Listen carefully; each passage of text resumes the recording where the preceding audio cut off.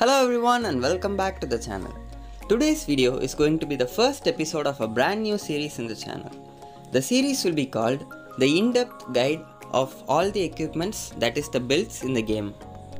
So since there are a lot of new AoE players in the channel, I'd like to first talk about the different types of damage that can be done in the game. So I've seen a lot of comments asking what is true damage and questions like that. So in this video, I'll be explaining about the different types of damage that can be done in AoE, and then we'll move on to the movement section of the equipments. So these are the two things that we'll be seeing in this video, and in the upcoming videos in this series, we'll be covering all the rest of the items. So if you find this video helpful, make sure to hit the like button, and if this is your first time in the channel, do check out our other videos as well. So with all that out of the way, let's get right into the video. So in AoE, we have three types of damage that can be dealt. So the most common ones that probably you know are magic damage and physical damage. So equipments in the attack section increase your attack damage, equipment in the magic section increase your magic damage, and equipments in the defense section will help you to sustain those damages. So you guys are probably already familiar with these things, but what you might not know is that there is another damage called true damage, and it took me like 6 months of playing AoE to finally understand what it meant. I knew that it existed in the game, but I didn't know exactly what it meant. So in this video, first I'll be telling you guys what true damage is. So in AoE, the different damage that you deal are indicated with different colors. So the normal attack of Ignis deals physical damage, and as you can see, we deal 90 damage to him and it is indicated in red, which means that it is physical damage. So now let's use his abilities. So since he's a mage, he'll be dealing magic damage with his abilities, and as you can see, it is indicated in purple. So every time I use my ability on him, a purple number pops up indicating how much magic damage I deal on him.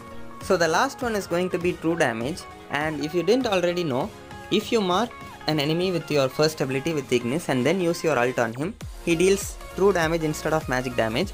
So true damage is indicated in white color. So I'll zoom in now. So as you can see here, we deal damage and that is indicated in white. So it's 1283 and that's true damage. After enchanting, all the abilities of Malok deals true damage. So here you can see that Thane is at level 1 and he has no items. So if I use my first ability on Thane, I dealt 1915 damage, so 1915 damage, and he had no equipment and he's at level 1. So let's upgrade him 2 more levels, and you can check the stats of the enemy heroes. If you go to the score and select hero stats, here you can see that Thane has 224 armor, so that's armor, and the next one 107, that's magic defense. You can check it out in normal matches also. So now Thane has 224 armor. So I use my S1 now, and see, again we dealt 1918 damage, so it's almost the same.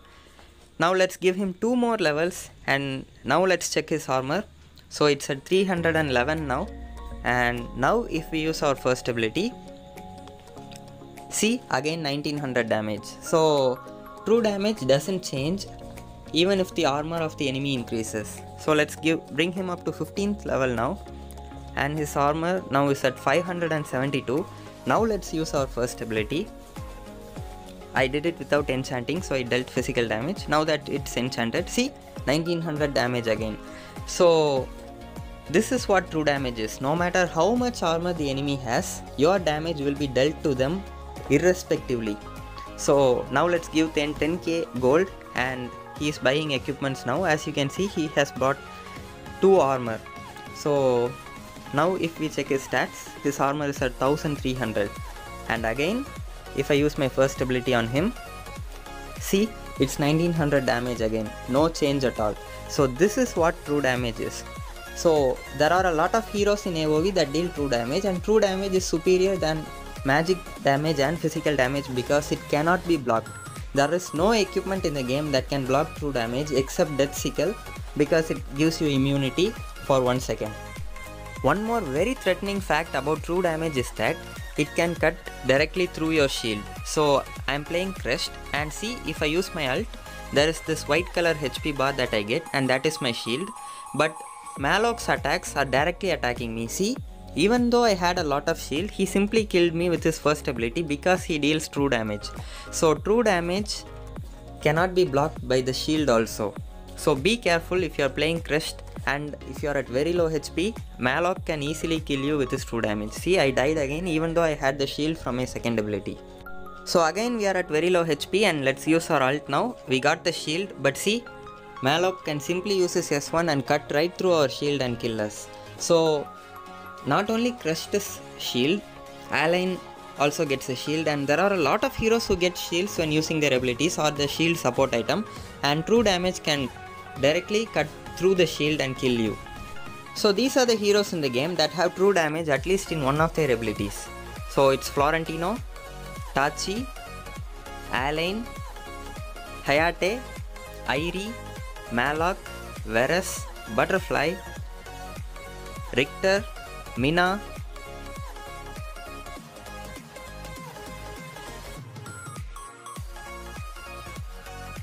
Alistair, Zanis,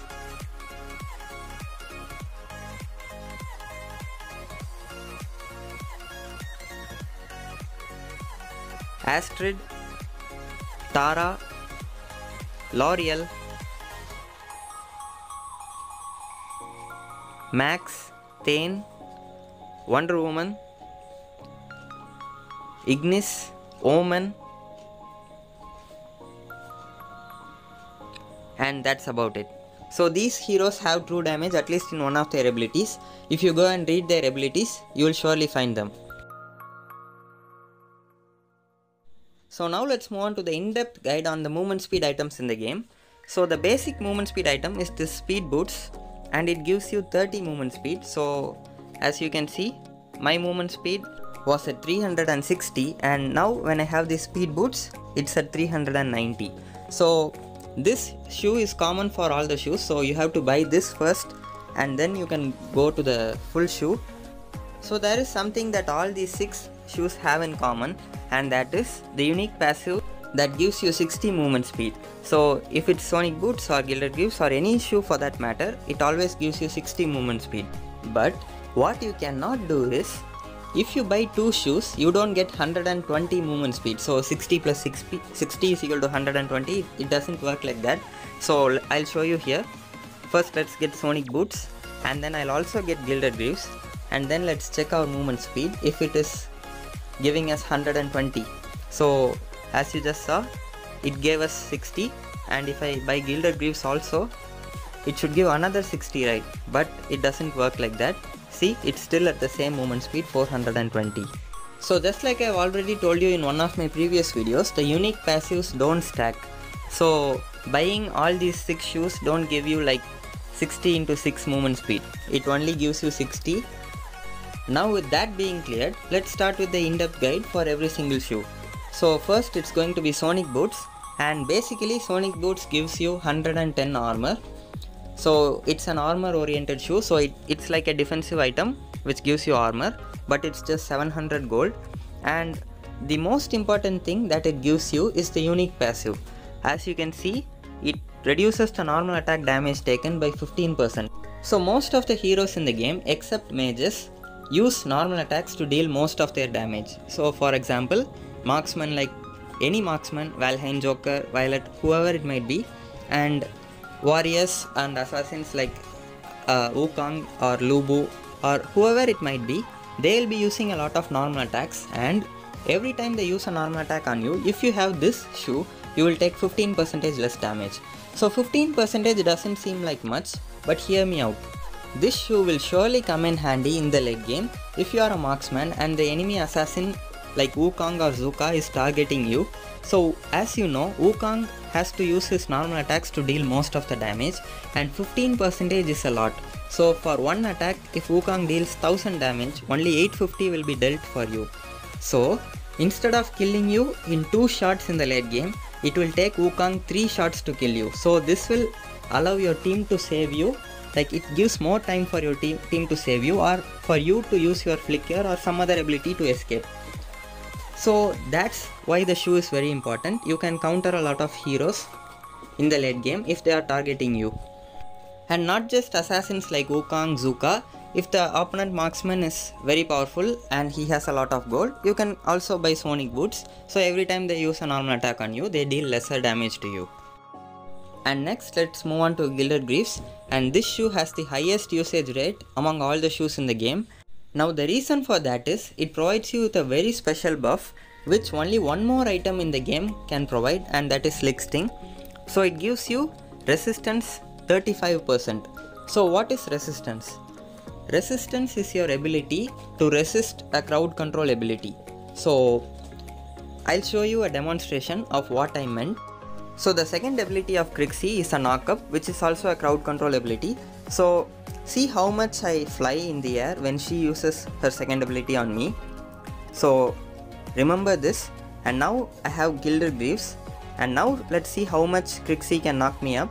So she doesn't have Gilded Greaves, so I was able to knock her up high, but see, I was only knocked up a little. So 35% resistance is a lot. Not just Crixie's ability, no matter what crowd control ability you face against, like Valheim's stun or Thane's S1, S2, any crowd control will be reduced by 35% if you use this Gilded Greaves. So this is why this shoe is very popular, because it can be used in any match, because the opponents are sure to have at least one or two crowd control ability and you will be able to resist them better. Next let's move on to Flashy Boots. So this shoe is typically used by a lot of mages in the early game because it provides 15% cooldown reduction, and for an equipment worth 700 gold, getting 15% cooldown reduction is something really good. And in the early game, mages have a lot of cooldown on their abilities because they don't have other items in their magic section that can give them cooldown reduction. So not only on mages, you can also use it on other heroes. For example, supports like Grak, if they have that 15% cooldown in the early game, they can use their S2 more often. But there is one very important thing that you should know if you are using this shoe. Like I said in my 500 subscribers special video, the maximum cooldown reduction that you can bring is 40%. So in the late game, there are a lot of items in the defense section, attack section and magic section that give you like 10%, 15% cooldown reduction. So when you have 4 or 5 equipments, at least 3 of them will have cooldown reduction. So your cooldown reduction overall will already be at 30%. So this shoe will be useless in the late game. So always use this shoe only in the early game, and when you get to the late game, sell it and replace it with Gilded Greaves or Sonic Boots. But overall, this shoe is a very powerful early game equipment. Next we can move on to Enchanted Kicks, and this shoe's passive is that it provides you with magic pierce. So it's only usable on heroes who deal magic damage. So usually the first equipment that a mage buys is Boomstick and then Hecate's Diadem. So only in the 3rd or 4th slot they will be buying the magic pierce item. So if the opponents have magic defense early on in the game, having this shoe will help you deal more damage to them. But this shoe is not used very often, and Flashy Boots or Gilded Greaves is preferred for most of the mages. But you can use this shoe on some particular heroes and it's very powerful on them. For example, Pain and Zill. So these two are magic damage assassins. So they have to focus on dealing more damage in the early game. So having this shoe in their build will help them deal more damage. This allows them to use this shoe very effectively because they don't even need to stand and fight. They'll just go in, one-shot an enemy and then escape. So there is no need for them to buy Gilded Greaves or any other shoe. That makes this shoe one of the least used shoes in the game because there are items like Staff of Null, Evil Secrets and then Soaring Aura. So these all give magic pierce as well. So you can just build Gilded Greaves and then have these magic pierce items instead of having a particular shoe for magic pierce. And next let's move on to War Boots. So War Boots is a typical item that is used by most of the marksmen in the game. It provides you with 25% attack speed in the early game for just 700 gold, which is really important for heroes like Valheim, Talanos or Slims. But the mistake that most people do is they use this shoe on heroes like Violet and Yarn. So Violet and Yarn are mostly ability based heroes because Yarn can just use any of his abilities and then use his burst, and Violet will only be using her first ability and then one shot hero. So you don't need attack speed on her. Instead you can build Flashy Boots or Sonic Boots or Gilded Greaves, and any of them is better. So don't think that every marksman needs war boots. You can always go with flashy boots on heroes like Violet who are cooldown dependent, and it will be better for you. But for marksmen like Valheim, Telenos and Slims, they are fully based on attack speed, so this shoe is very important for them. However, just like I said with flashy boots, this shoe is not very good in the late game, because if you are playing Telenos or Valheim, in the late game you will have equipments like Devil's Handshake, Slick Sting that give a lot of attack speed. So this 25% attack speed will not matter in the late game, and it will be better for you if you have Gilded Greaves or Sonic Boots in the late game. So only use this shoe in the early game, and when you get like 3 or 4 tier 3 items in the attack section, you can just sell it and then replace it with Gilded Greaves. And next let's move on to Hermes Select. So this shoe is the least expensive shoe and is mostly used by supports and assassins. So what this shoe does is, after exiting a battle, it will increase your movement speed by another 60. So you know that supports need to do a lot of rotations, so having this shoe will help them rotate to different lanes faster. But the problem with this shoe is that it doesn't give you permanently 60 movement speed extra. It only gives you that when you exit the battlefield. So if you are using a warrior and if you have Hermes Select on that hero, it will be useless in a team fight, because when you start taking damage, even if it is from a jungle creep, you will automatically lose the passive and then it will get activated only after 5 seconds after you exit the fight. So this shoe is used only for rotations. And there is another scenario where you can use this shoe, and that is if you are playing assassins like Wukong, Quillen and Batman. So these heroes have invisibility. So what you can do with Hermes Select is, it will increase your movement speed by a lot. You can just go invisible and quickly run to the opponent and then kill them and then run away. So having this shoe on these heroes who have invisibility will be better. So that's everything that I had to say for the 6 movement speed items. And there is one more thing that you should know. You can actually use more than one shoe of different variety and get the unique passive of both of them. So here I buy all the shoes and see, I have the 15% cooldown reduction from flashy boots. I also have the 35% resistance from Gilded Greaves and armor from Sonic boots, and see the golden line which indicates that Hermes Select is also active, and the 25% attack speed from war boots. So I have all the unique passive of these 6 shoes, but usually no one buys more than one shoe, but buying 2 shoes works in certain scenarios. Like if you play support, you can buy Hermes Select and flashy boots, so you'll have the 15% cooldown reduction and the movement speed from Hermes Select, but you have to always sell it in the late game. You cannot keep it all the time. So that's gonna be it for today's video, guys. I hope you all found this video informative and helpful, and I'll be doing the rest of the equipments in the future episodes of this series.